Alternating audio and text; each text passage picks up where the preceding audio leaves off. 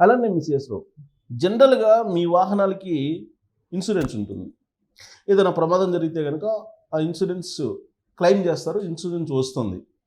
కానీ తాజాగా కోర్ట్ ఇచ్చినటువంటి ఒక తీర్పుని మీకు నేను చదివి వినిపిస్తాను. ఆ తీర్పు చూసిన తర్వాత ఏ ఇన్సూరెన్స్ కంపెనీ అయినా మీరు కట్టినటువంటి ఇన్సూరెన్స్‌కి సరిపడా డబ్బులు ఇస్తుందంటే ఇవ్వదు. ఇచ్చేటువంటి అవకాశం లేదనే అభిప్రాయానికి వచ్చేయచ్చు. దానికి సంబంధించిన రిపోర్ట్‌ని నేను చూపిస్తాను. ఆ తర్వాత నేను విశ్లేషణ కూడా చేస్తాను దీని మీద. సో ఇది ఇక్కడ చూడండి. నిర్లక్ష్యంగా డ్రైవింగ్ చేసి ప్రాణాలు కోల్పోతే బీమా సొమ్ము రాదు. విచిత్రమైన పరిణామం. అసలు ఈ ప్రమాదం ఎందుకు జరుగుతుంది? నిర్లక్ష్యంగా అవతలోళ్ళు ఉన్నా నడిపేవాళ్ళు ఉన్నా జరుగుతుంది. కానీ కోర్టు ఇచ్చిన తీర్పు చూడండి. నిర్లక్ష్యంగా డ్రైవింగ్ చేసి ప్రాణాలు కోల్పోతే బీమా సొమ్ము రాదు. కంపెనీ చెల్లించాల్సిన పని లేదు. సుప్రీంకోర్టు ఇచ్చింది. పైగా సుప్రీంకోర్టు ఇచ్చిన తీర్పు. ఇంకా అసలు బీమా కంపెనీలు ఇన్సూరెన్స్ కంపెనీలు లెక్క పెడతాయా? అసలు ఇస్తాయా? చూడండి ఆ రిపోర్ట్ చదువుతా. అతివేగంగా నిర్లక్ష్యంగా వాహనాన్ని నడిపి ప్రాణాలు కోల్పోతే బాధితుడి కుటుంబానికి బీమా పరిహారం రాదని సుప్రీంకోర్టు స్పష్టం చేసింది. అతివేగంగా నిర్లక్ష్యంగా నడిపితే బీమా రాదని చెప్పేసింది.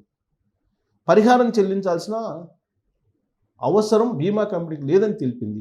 ఈ మేరకు justice PS Narasimha, justice R మహదేవన్ల ధర్మాసనం తీర్పు చెప్పింది. 2014 జూన్ 18న ఎన్ఎస్ రవీషా అనే వ్యక్తి కర్ణాటక రాష్ట్రంలోని మల్లసంద్ర గ్రామం నుంచి అరసీకెరే పట్టణానికి కారు నడుపుతూ ప్రమాదంలో మరణించారు. ప్రమాదంలో మరణించినందున బీమా కంపెనీ నుంచి 80 లక్షల పరిహారం ఇప్పించాలని కోరుతూ ఆ వ్యక్తి తల్లిదండ్రులు, భార్య, కుమారుడు తొలుత కర్ణాటక హైకోర్టును ఆశ్రయించారు. కారుని సొంతంగా అతివేగంగా నడుపుతూ ప్రమాదానికి గురైనందున పరిహారం ఇవ్వాల్సిన పని లేదని హైకోర్టు తీర్పు చెప్పింది. ట్రాఫిక్ నిబంధనలను పాటించకుండా అతివేగంగా నడపడం వల్లనే ప్రమాదం జరిగిందని పేర్కొంది. ఈ తీర్పుపై ఆ కుటుంబ సభ్యులు సుప్రీంకోర్టులో అప్పీల్ చేశారు. విచారణ జరిపిన ధర్మాసనం హైకోర్టు తీర్పును ఏకీభవించింది. ఈ తీర్పు ఒక్కటే చాలు ఇన్సూరెన్స్ కంపెనీలకి క్లెయిమ్లు ఎగ్గొట్టడానికి. ఇది ఒక్కటే చాలు. ఎందుకనంటే నేను ఎందుకు చెప్తున్నానంటే జనరల్గా మనం బీమా ఇన్సూరెన్స్ కడతాం కదా వాహనాలకి. ఆ ఇన్సూరెన్స్ కడితే ప్రమాదం ఏదైనా జరిగితే క్లెయిమ్ ఇవ్వడానికి 1,00,000 అభ్యంతరాలు పెడతారు వాళ్ళు.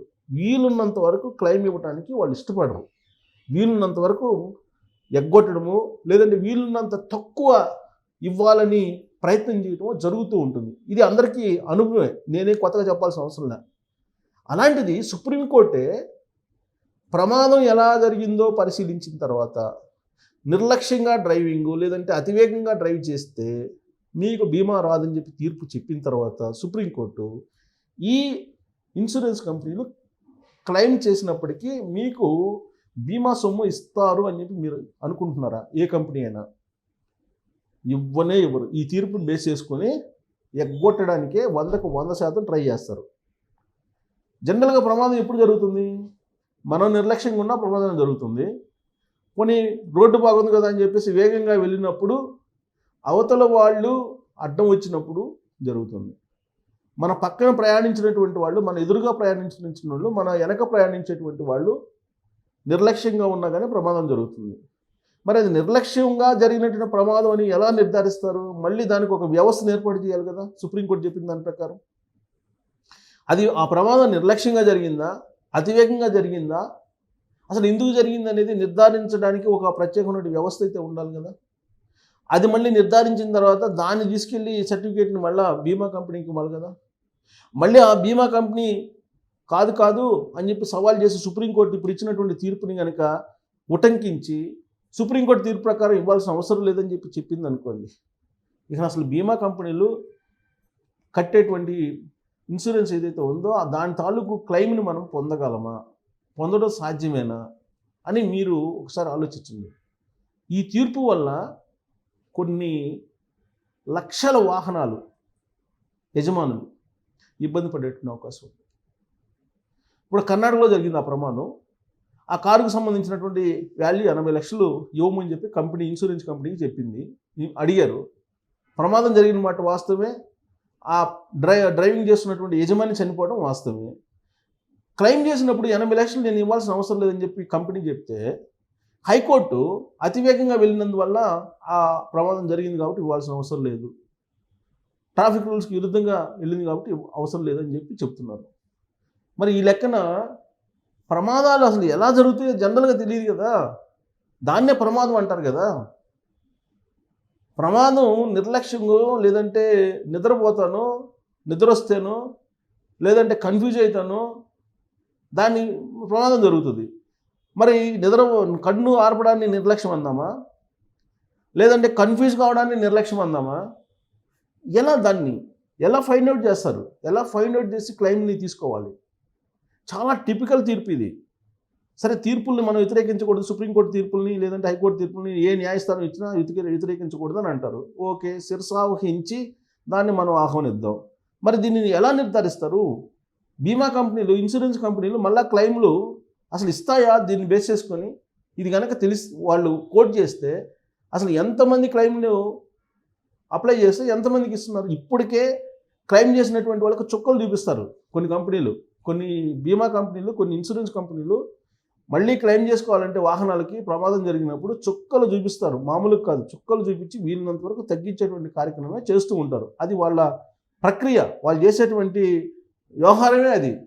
దానికి మద్దతు పలికేలా, దానికి బలం చేకూర్చేలా ఇప్పుడు ఈ తీర్పు సుప్రీంకోర్టు ఇచ్చింది అని అంటే కొన్ని లక్షల వాహనాలకు సంబంధించినటువంటి యజమానులు కలవరపాటు కలిగేటువంటి అంశం ఇది.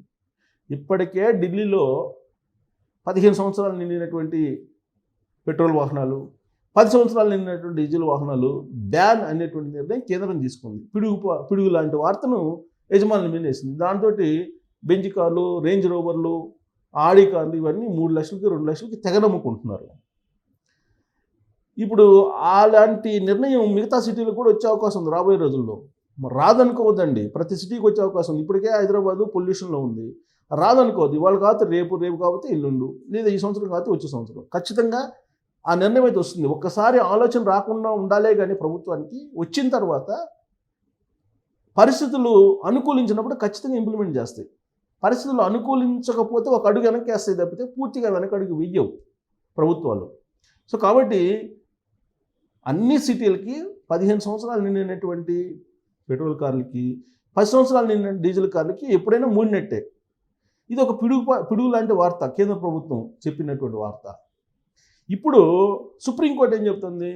మీ వాహనాలు ప్రమాదానికి గురైతే ఆ వాహనాలు ప్రమాదానికి గురి కావడం వెనక నిర్లక్ష్యం లేదా ట్రాఫిక్ రూల్స్ పాటించకపోతే మీకు బీమా రాదు అని చెప్తుంది. అంటే ఈ లెక్కన మీరు బీమా కట్టినప్పటికీ, ఇన్సూరెన్స్ కట్టినప్పటికీ క్లెయిమ్ చేసుకోవడం అనేది గగనం. ఇక నుంచి ఈ తీర్పు బేస్ చేసుకుంటే మాత్రం మీకు ఇంకా క్లెయిమ్ రావడం అనేది చాలా పెద్ద విజయం సాధించినట్టు అవుతుంది ఒకవేళ వస్తే కనుక. పోనీ అలా అని చెప్పి ఇన్సూరెన్స్ కట్టకుండా మానుకుందామంటే, ఇన్సూరెన్స్ కట్టకపోతేనేమో కేసులు రాస్తారు, ఇన్సూరెన్స్ కడితేనేమో ప్రమాదానికి గురైతే ఇన్సూరెన్స్ డబ్బులు ఇవ్వాల్సిన అవసరం లేదు నిర్లక్ష్యంగా, లేదంటే ప్రమాదం జరిగేదే నిర్లక్ష్యంగానో, ఎవరు పక్కన నిర్లక్ష్యమో లేదా మన నిర్లక్ష్యమో, ఎవరో నిర్లక్ష్యం కారణంగానే ప్రమాదం జరుగుతుంది. ప్రమాదం ఎలా జరిగిద్ది అనేది నిర్ధారించిన తర్వాత క్లెయిమ్ చేయాలి అనేటువంటి ఒక క్లాజ్ పెడితే సుప్రీంకోర్టు, ఇది బీమా కంపెనీలకి ఒక వరం లాంటిదా కాదా అనే దాని మీద మీరు కూడా మీ అభిప్రాయం తెలియజేయచ్చు. Thank you.